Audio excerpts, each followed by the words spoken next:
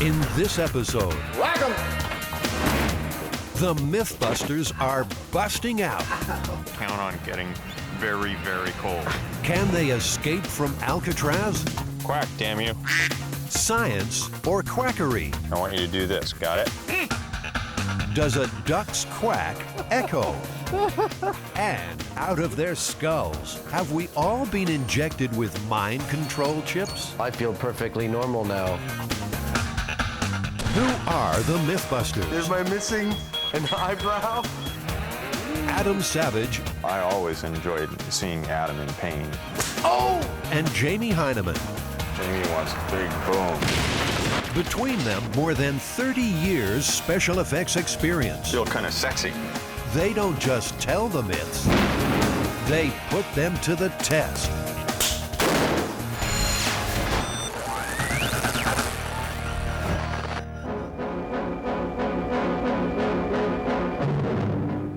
The spoon proves mightier than the bars at supposedly escape-proof Alcatraz prison.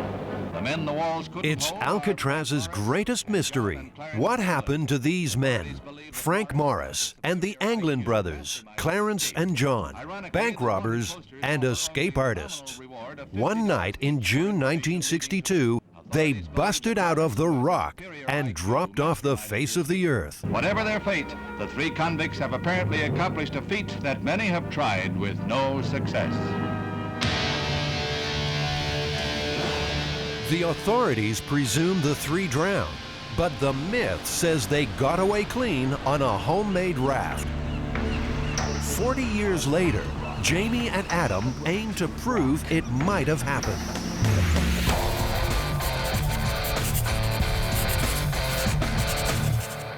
Well, you know, Adam, we're based in San Francisco doing a show about myths. So obviously we have to tackle the myth about the escape from Alcatraz.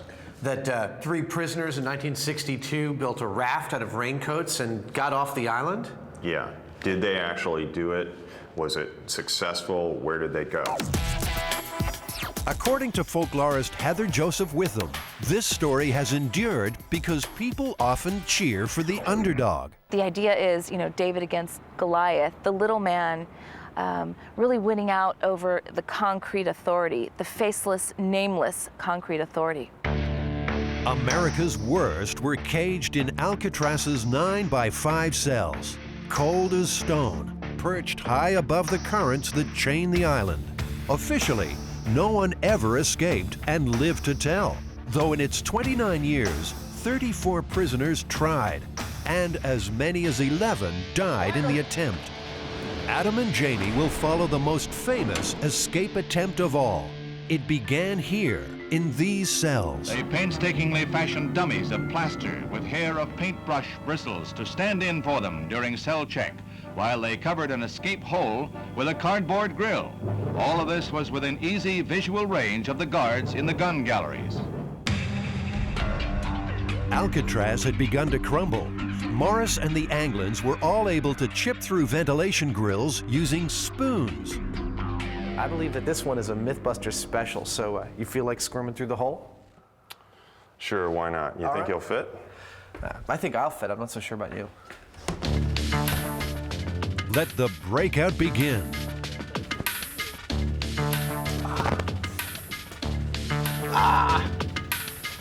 Well, I don't know.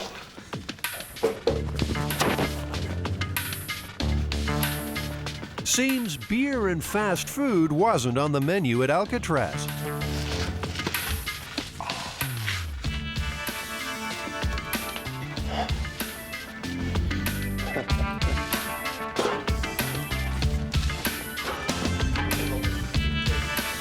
Incredibly, the escapees found themselves in an empty service shaft. You know, Jamie, note to myself, if I'm ever designing a prison, I don't think I would ever design it with a huge, secret, unmonitored walkway behind every cell. Leaving dummies behind in their beds, night after night, the plotters climbed undetected into this service corridor. I think I tweaked my back. From there, they climbed the pipe's 3 floors to the cell block roof. This is where it all happened. This is actually where our story begins, Jamie. This is where they got to with all their equipment and actually built the rafts over a period of months. Prisoner Alan West was in on the plot. He told the FBI the trio had managed to steal more than 50 raincoats and, undetected up on that rooftop, turned them into a pontoon raft. You whisper and everybody can hear it. You can't like drop a single bolt or nail. You can't kick a piece of wood without everybody on the cell blocks hearing you do it. Imagine that every night for months in pitch black.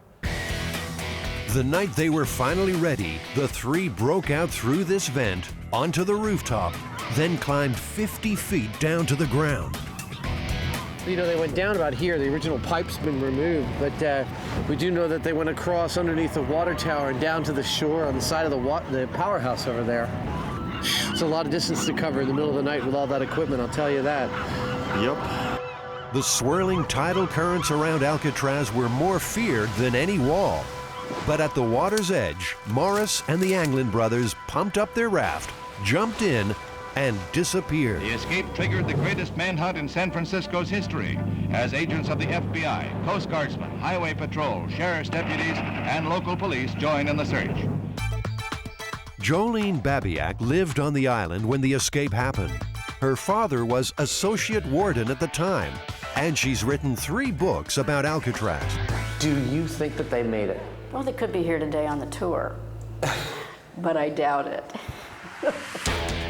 Alan West told the FBI the plan was to paddle the raft north to Angel Island, then onto the mainland. Jolene thinks that was optimistic at best. I don't think there was any physical way they could ever get to Angel Island, and if that was their goal, it was not well thought out, because when you get in the San Francisco Bay, it's not about currents, it's about tides, and if the tide is going out the gates, so are you. It seems too simple an end. Frank Morris was no fool. He spent his life in and out of reform schools and prisons. But he also happened to have an IQ of 133. He knew how to escape, and he must have known about the dangers of the bay. So you think they were clever enough to have counted on the tides, using them to their advantage? Well, they were clever about the whole thing from the get-go, like, how they got the materials in the first place, where they assembled it, right under the nose of the guards. It was all very well planned out. So it's only logical to assume that they gave a fair amount of thought to the currents as well. Maybe Morris figured a way to ride the feared tides to freedom. It does look like it's more aggressive on this side. He could watch the ebb and flow and plan his route for months.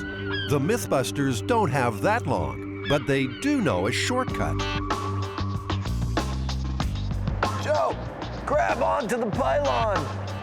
Come on. Oof. The Bay model was built in the mid-50s to test the environmental impact of a proposed development in San Francisco Bay. It's a perfect scale model covering 2 acres and replicates a full day's tidal movements in just under 15 minutes. If we took a small model boat and put this in here at Strategic Point, would it actually tell us what would happen to that boat in the currents? I think that it would. Up until the year 2000, it was primarily a scientific research and engineering facility where many, many experiments from A to Z were conducted daily. And I think it replicates very accurately the tides, currents, motions of the bay. The guys know the high tide had just turned when the escapees hit the water. I'll just wait for the signal. In the compressed time of the model, that's due in about 2 minutes. The water's having an effect on me. I don't know what it is. Once again, the Mythbusters' professionalism is winning admirers.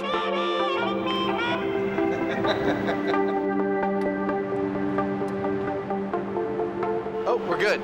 Drop it. Nicely done.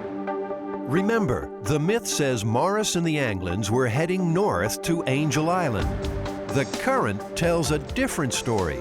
The raft is heading west in a hurry. We're escaping Alcatraz at Mach 1. No wonder they didn't find them. They're probably in Japan by now. Stand Stand by, Jamie. Okay. Release it, Jamie. The same thing happens every time on this tide. There they go. Now the current catches them. The raft is always washed west to the Golden Gate Bridge, and it's doubtful the escapees could paddle against it for long. Basically, there's no way, I think, they'd make it to Angel Island, though. The guys think Morris was smart enough to work that out. So, despite what they told other prisoners, maybe Angel Island was never in the plan at all. I think they actually took advantage of the currents and got on them as a like a river headed towards the Golden Gate Bridge, and specifically the north side of the Golden Gate Bridge, where they could easily make it to shore. The Mythbusters have hatched a new theory and a new plan. Forget Angel Island. They're going to see if they can build a raft and paddle across the tide to reach land around the Marin headlands.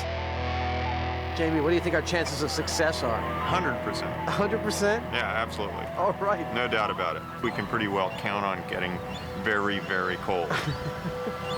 Jamie sounds like he's getting cold feet.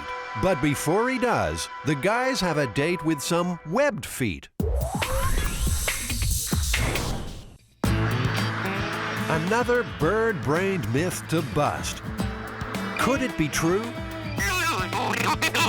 Or have Adam and Jamie gone quackers? Anything to say to the ducks back home?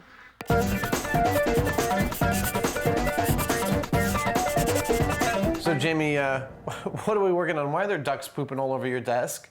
Well, the myth is that a duck's quack does not echo. That sounds kind of simple. Well, I guess we'll figure out a way of making it complicated, won't we?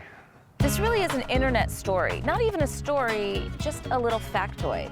And it generally comes out on these internet lists of facts that are very odd. In the past, they would have circulated as Xerox lore or fax lore.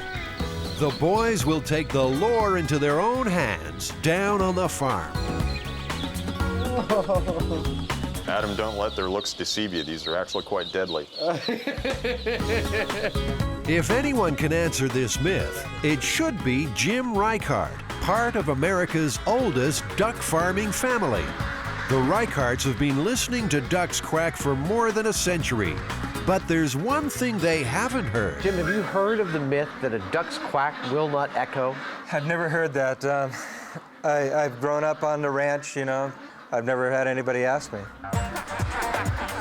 It's pretty hard to ruffle Jim's feathers. He's agreed to help the Mythbusters with some test subjects. I asked for volunteers this morning, and I came up with a couple, you know.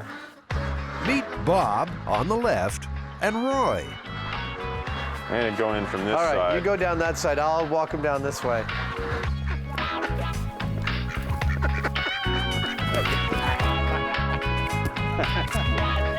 That wasn't so bad, was it? That wasn't so bad. So, they've got their ducks in a row. Now they need a man who can catch an echo. That would be him now. Roger Schwenke is an acoustician, which means he knows a thing or two about noise.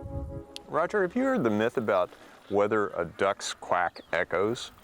I have heard that myth. Mostly I see it in these lists of factoids and jokes that you get in emails.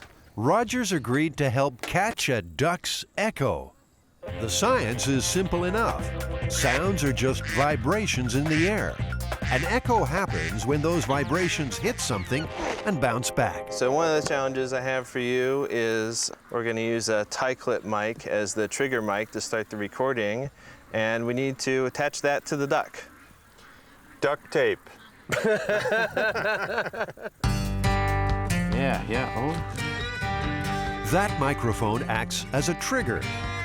It'll hear Bob quack and switch on the main mic a few yards away. That will record the initial quack, then listen for echoes bouncing back. The whole shooting match plotted by a computer. You know what happens to ducks that don't cooperate, huh? Yeah. Got it. That was a test. You can see the initial shot from the starter's pistol is the peak on the left, and the smaller bumps after it are the echoes coming back. The system works. Now for the ducks. I'll tell you guys to be quiet because any sound will start the computer recording, and then you need to silently induce the duck to quack. Can you quack? Silently induce a duck to quack. Look me in the eye and quack. Quack. Come on, boy. Quack. Quack. All right, see if they're ready. Are you guys ready? Don't mess with me, duck. When I say quack, you're gonna quack, right? I'm the boss here. Don't give me any beak. Quiet. Give them the thumbs up.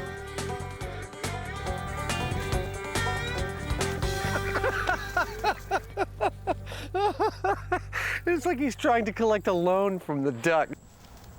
Duck Loan Collection Agency. We want to talk to you about some outstanding feed. Who'd have thought ducks get cold feet?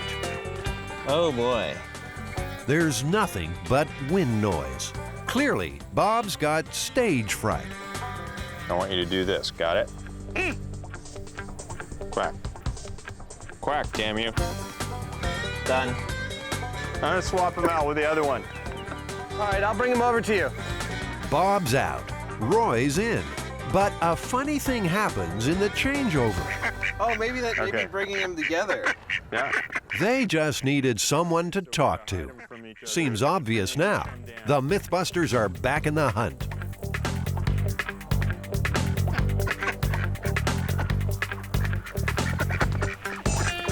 Ah, that looks like a quack. It's astonishing how well that works. There's something else astonishing. They've got the quack, but they don't have an echo. Not a one. But then, there's not much here for the sound to bounce off. In terms of trees and plants and so on, you don't get very much of an echo, certainly not off of leaves. Roger thinks if there were any echoes, the background noise drowned them out.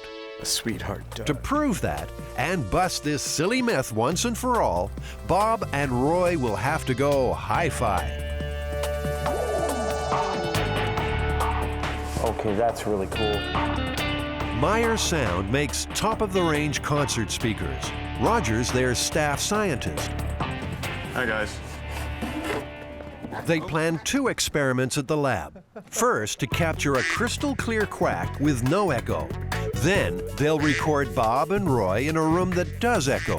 The computer should show if there's a difference.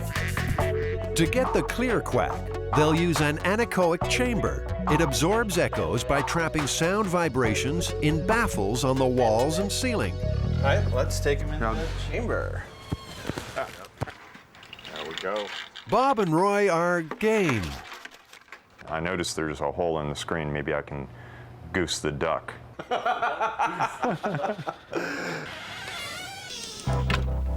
Quack!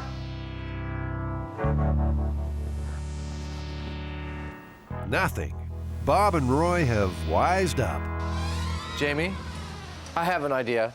We get underneath the platform and we stay there for like a full minute or two, and then we both pop up on both sides of them. A duck ambush. It's risky, because if this doesn't work, Jamie and Adam will look really stupid.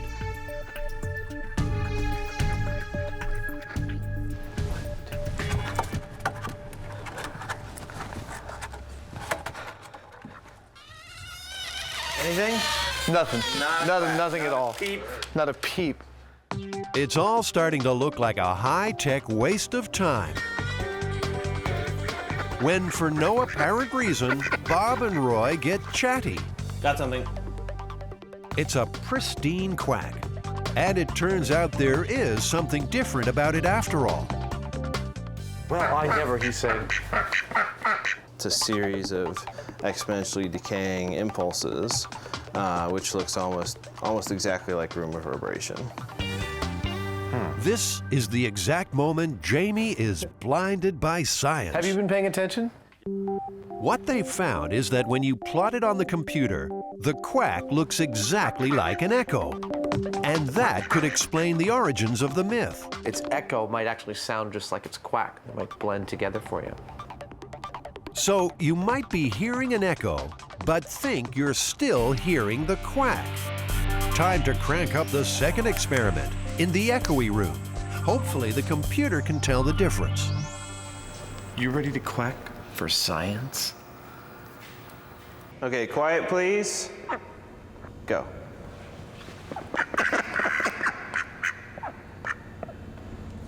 Got it. You did really, really good. Good job. No, you did excellently. Finally, Bob and Roy have produced on cue. This cavern of a warehouse is perfect for echoes, if there are any.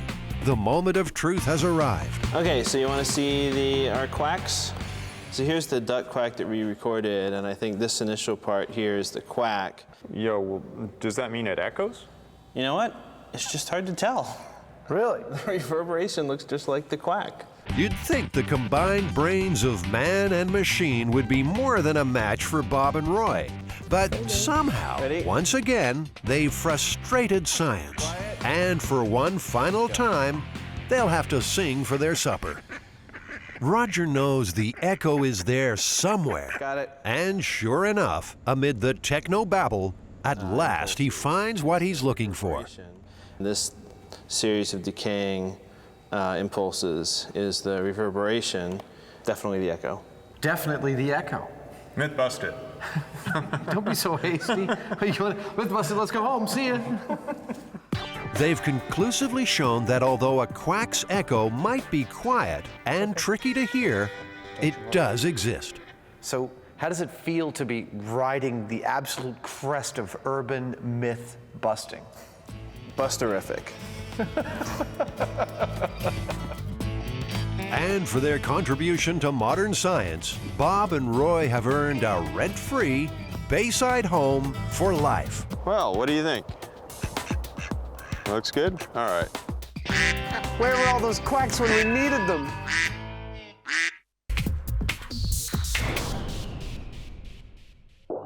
Jamie and Adam are immersed in the Alcatraz escape. Did Frank Morris and the Anglin brothers drown, or could they have gotten away on a raincoat raft? To find out, the Mythbusters will make a raft and attempt the crossing themselves. Some living history will help their cause. That's the raincoat. So this fabric now is very fragile. If I tried to unroll it, it would deteriorate, it would fall apart. This brittle old raincoat was actually part of the escapees' raft. For some reason, they left it behind on the cell block roof. It's kept in archives at the Maritime Museum and may yet give up a few secrets. And you can definitely see the glue on the edge of the seam here, contact cement. The tiniest hints will help them make their own raft more authentic. Yeah, it definitely looks, like a military-style raincoat that I've seen. 2 paddles were also recovered. Look at that, that's the real thing. It actually kind of sent chills up my spine to see these things, you know. There was somebody in a dark kind of alcove somewhere out there on Alcatraz that was secretly pulling these materials together and building this stuff, and we actually, handled it. They've reached back 40 years to touch the myth. But can they get their hands on the right materials today? Well, that's the American one. Like, as long as we scuff it up with a little sandpaper, Yeah. contact cement ought to hold all the stuff. That feels much better. Seems they could rename this place Alcatraz Escapes Are Us. 40 regular. There are hats, too. Yeah. It's too big. Yo, what is up? Peace to your mother. I'd say we did pretty good in there. Everything we need. And a bunch of stuff we don't. Back at the shop, it's down to work. First, the easy part, making the paddles based on FBI drawings.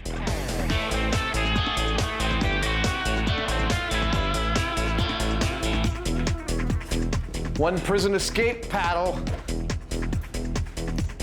Jamie, you want to come over here and bend over? I think we could have a little prison hazing ritual. Whack!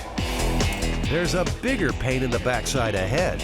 Now our wannabe jailbirds have to make the raft. I actually am feeling really confident about how this boat's going to do. Of course, the very next cut in the show will be us like flailing in the bay in the dark, freezing and screaming. They might not even get that far. 2 seconds into construction, and they've discovered their raincoats are PVC, not rubber. No. This stuff isn't remotely airtight. The plan is coming apart at the seams. It's a totally different material. At this point, it looks like I'm not getting off the island. I'm gonna have to finish this life sentence. Turns out the right stuff is almost never used anymore. But Jamie tracks them down. It's delivered direct to the big house. This, I swear, this is exactly what they used on the Alcatraz one. The raft was never found, but according to FBI intelligence, it was made of 3 pontoons. It was 14 feet long and 6 wide. It's going to be a rainwear massacre. The plan is to first cut them into equal panels. Morris and the Anglins used more than 50 coats. We are on our way to Alcatraz.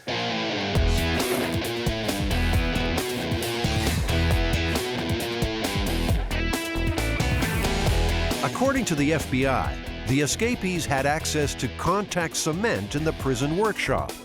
Jamie and Adam will use the same stuff to glue the panels together into long sheets. What I was thinking of doing was basically something like this. Folding it over, okay. Yeah, see? So you do glue, glue, glue, glue, glue, glue. Sounds easy, but the glue's becoming a sticking point. Do a full-on, like 2.5-inch lap. Why don't we compromise and make it like 2 inches? Why do you want to do a smaller one? Because it just is, it's like, it's not really going to help us any.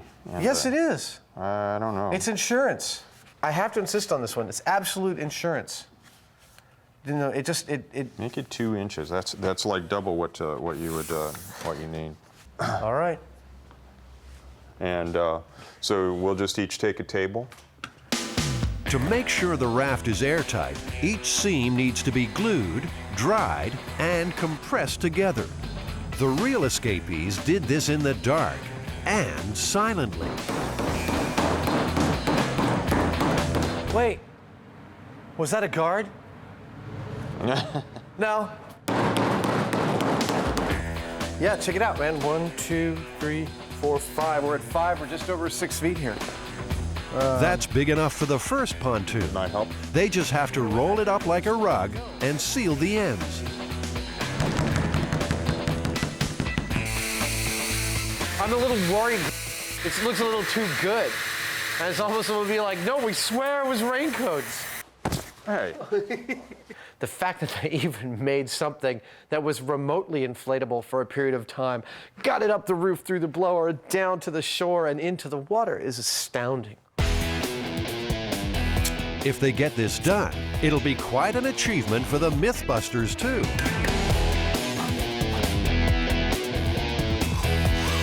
My calibrated eyeball detects no leaks whatsoever. Dude, that's a boat. I'm really impressed with these prison guys. Come on, get in. Hurry up, they're coming. The last step is to build in the floor. Just a thin skin of raincoat between them and the sharks. But before they do it, there's a distraction no prisoner ever contended with. It's a little hot. They're needed for a Discovery Channel photo shoot. They've got to stop playing at bank robbers and start pretending to be stars. Ow. I don't do makeup. They get near me with some powder and some scissors for my mustache. They're going down. Well, maybe just a little touch-up for the tough guy. You want to look your best. Is it okay if I turn this as a tidbit? No, No, it's not. just a little bit. Put it around Put the these eye. guys in there. Yeah, he's tough, all right. It's a good thing they're not in Alcatraz now. Oh, baby! Here comes the other lady of the evening. Man, You look so beautiful. They say these guys can make anyone look good. Sometimes they just have to try a little harder.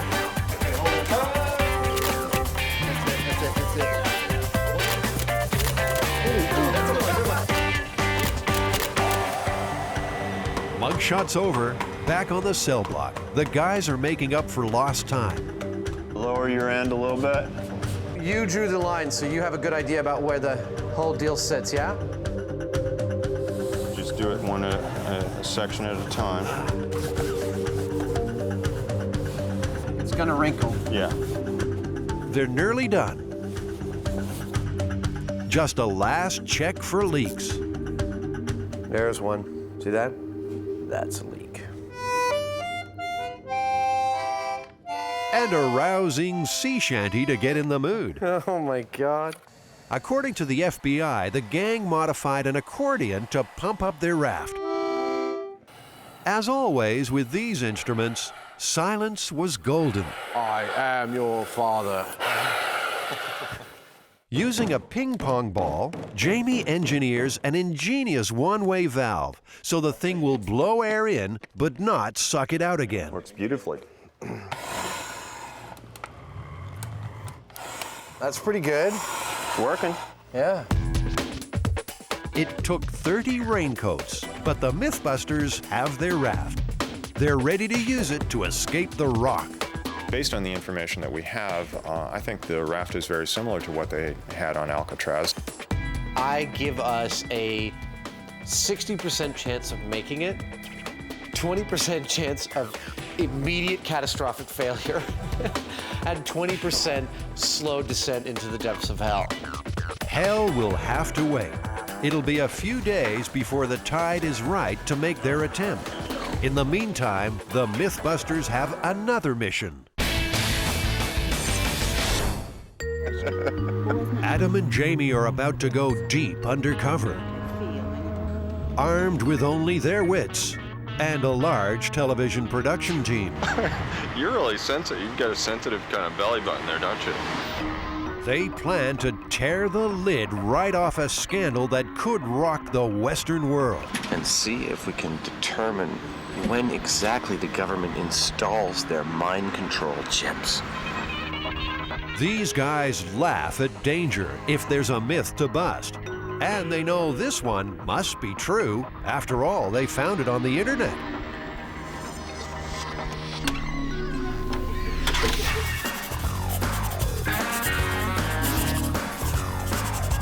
This one comes fresh off the net. The writer of this myth claims that he had had a chip embedded in him while visiting his local hospital. And he was so afraid of this, that this was some kind of mind control chip, and he wanted to check for it. So he went to the local Home Depot and he got a stud finder. And he ran the stud finder over his arm. And sure enough, right there, he detected both electrical activity and metal. This legend also links up with the idea of alien implants. The idea that aliens are implanting us with some kind of chip to control our minds or to monitor what we're doing and what we're saying. Stud finders, aliens, and mind control chips. Chuck Hager can help with the first part. He's a stud finder stud. It sounds like something that might be right out of a science fiction novel. Chuck designs and makes stud finders. Well, Chuck, can you give me a demonstration about how the stud finder actually works? You bet. Let's see what happens. I'm going to place the unit against the wall. Let's turn it on. Now I'm going to slide it, and as I approach the stud, there's the first edge. All right. Stud finders are used by builders and home handymen about to punch holes in walls. The finder uses an electrical field to detect wooden studs, metal beams, and wiring hidden behind the surface. There must be some metal back there. But can it find a mind control chip buried in someone's arm?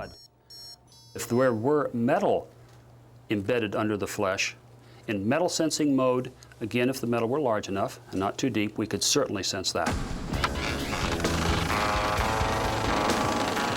Adam and Jamie will be counting on that back at the American Red Cross. They're still answering questions. The name Kennedy was not mentioned, nor were any other political officials. No questions about my political affiliations, not that I could determine. In fact, the only questions were health-related. The guy's cunning plan is to give blood, and everyone is screened before making a donation. Oh, that's nice. Wow. They can't drop their guard. According to the myth, the IV needle they are about to receive could well contain a mind control chip. You can proceed, but we're watching you. Okay. Before going undercover at the Red Cross, the Mythbusters needed to be Jedi masters of the stud finder. Jamie's making a builder's nightmare, a wall with more studs than a Saturday night, wiring in between, and a sprinkling of microchips. So I'm supposed to use these things to try and find the wood, the metal, the conduit, and the microchips, hopefully? This is like a big grown-up version of Battleship. That's cool.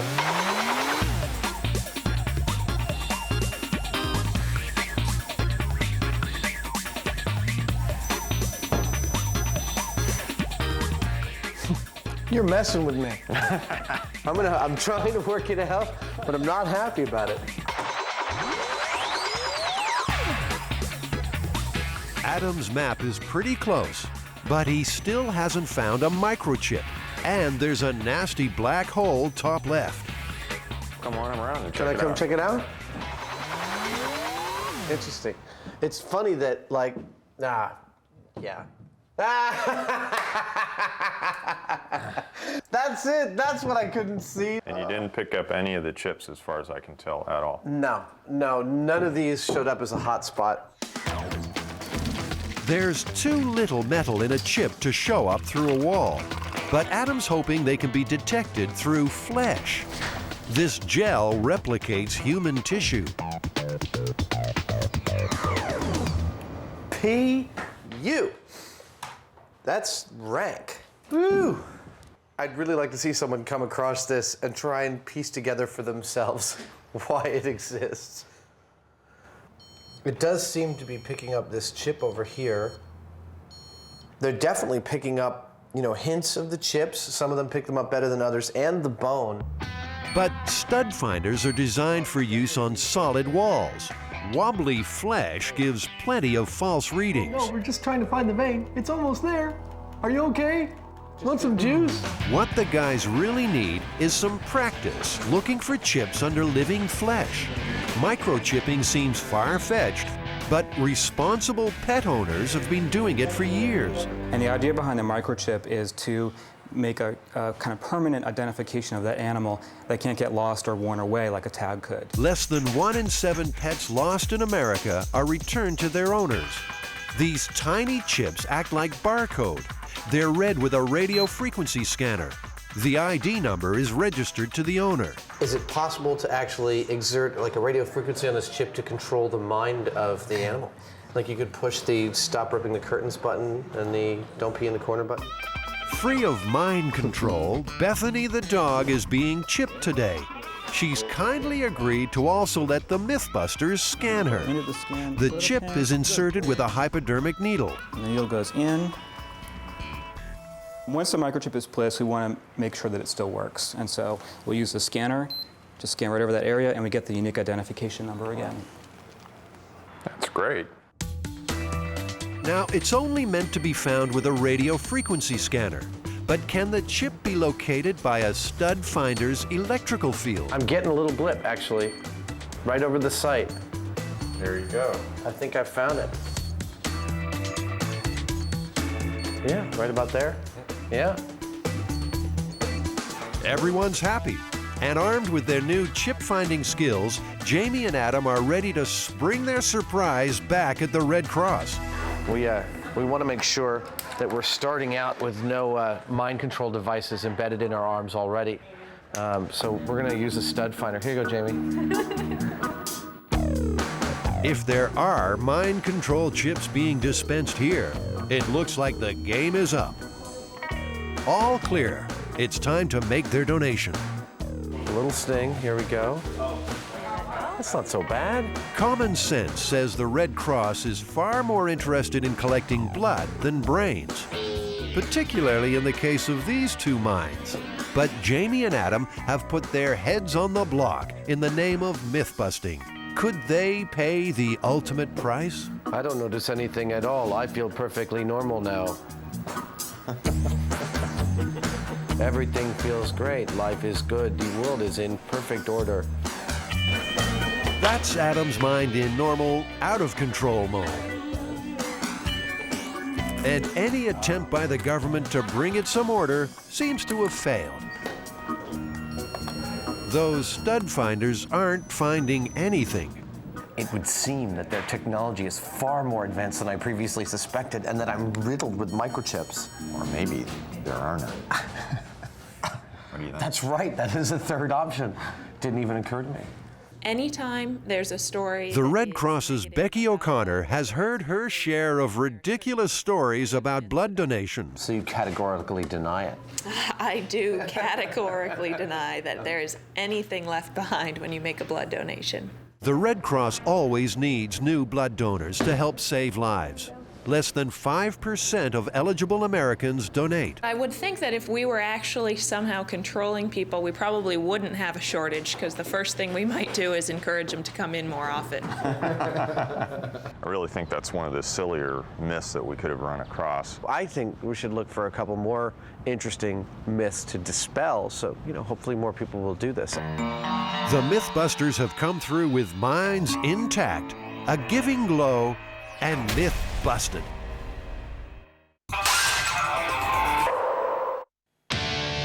The night of June 11th, 1962, 3 desperate men break out of Alcatraz and trust their lives to the black water. They are never seen again. Frank Morris, Clarence Anglin, and his brother John.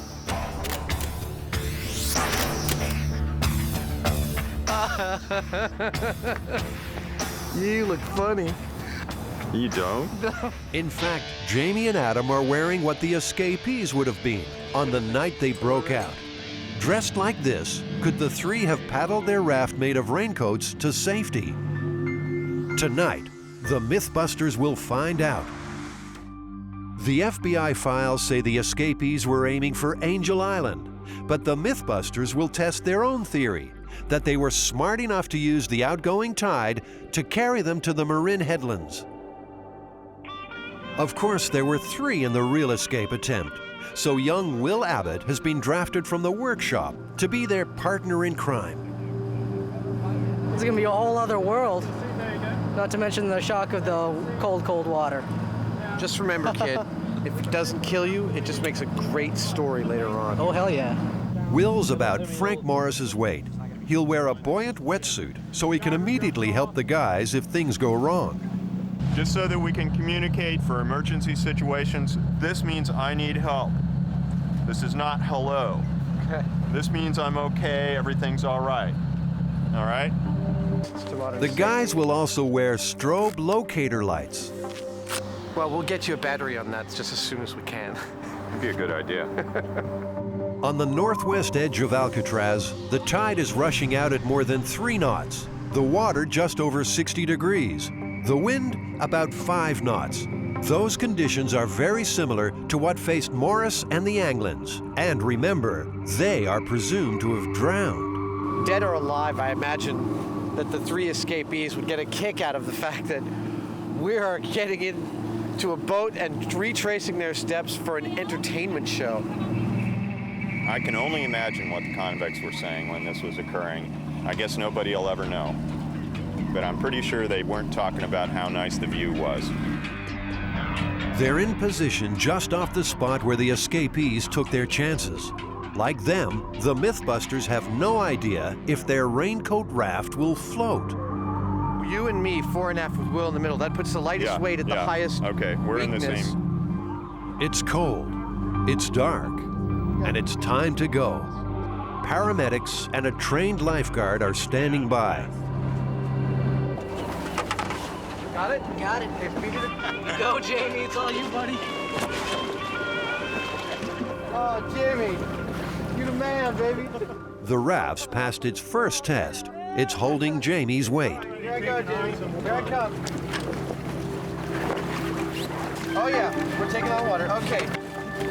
Okay, I'll take that. I got it. I got one paddle. Okay, we're off. Good luck, gentlemen. Here we are. We're escaping! Somewhere around here, no doubt, Morris and the Anglins celebrated too. They'd escaped Alcatraz. But what lay ahead? If that raft sank, they were swimming. If they were swimming, they would be in trouble relatively quickly. It was 9 or 10 hours before they were found to be missing. If you're still in the water that long, you're not going to make it. I have no idea where we are. Adam, Jamie, and Will are paddling across the tide. If they've miscalculated, the current will sweep them under the Golden Gate Bridge and out to sea. I can't see Alcatraz because there's some damn big boat in the view. Our legs are falling asleep. The raft is getting weaker. Every 10 minutes, they have to add more air. And the tidal rip is getting rougher.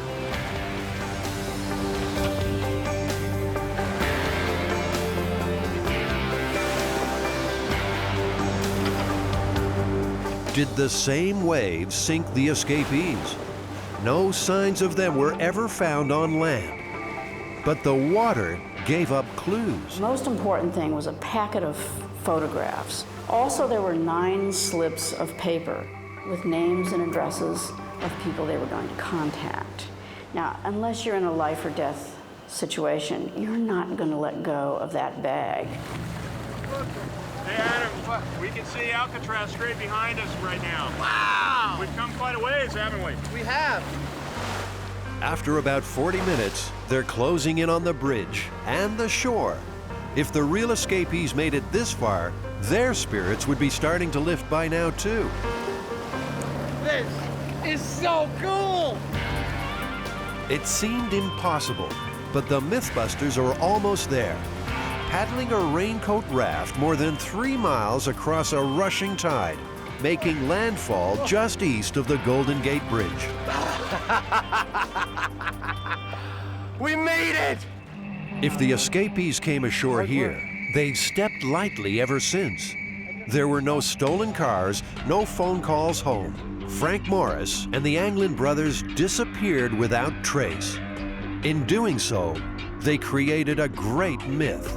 There were sightings in New Orleans and Washington, D.C., and I personally had a guy tell me that the Anglin brothers were down in Florida playing golf, and they were not the type of guys that would be allowed on a golf course. As for the Mythbusters, their running days are over. Beautiful, man. Good job, guys. Yeah, good job. Good job, James. Given a reasonable amount of intelligence, I think it's entirely possible that they made it. Again, I think the most damning evidence that they didn't is the fact that no one's heard from them since. Unless they find any specific evidence that these guys, lived happily ever after or something after they got ashore, we won't know whether it was true or not. But we know that it could have been done, which is cool. Here's something to ponder, though. The tide carried an oar to Angel Island. That tide came directly from the Marin headlands. How did the oar get there, if not with the escapees? The mystery remains. I'm king of the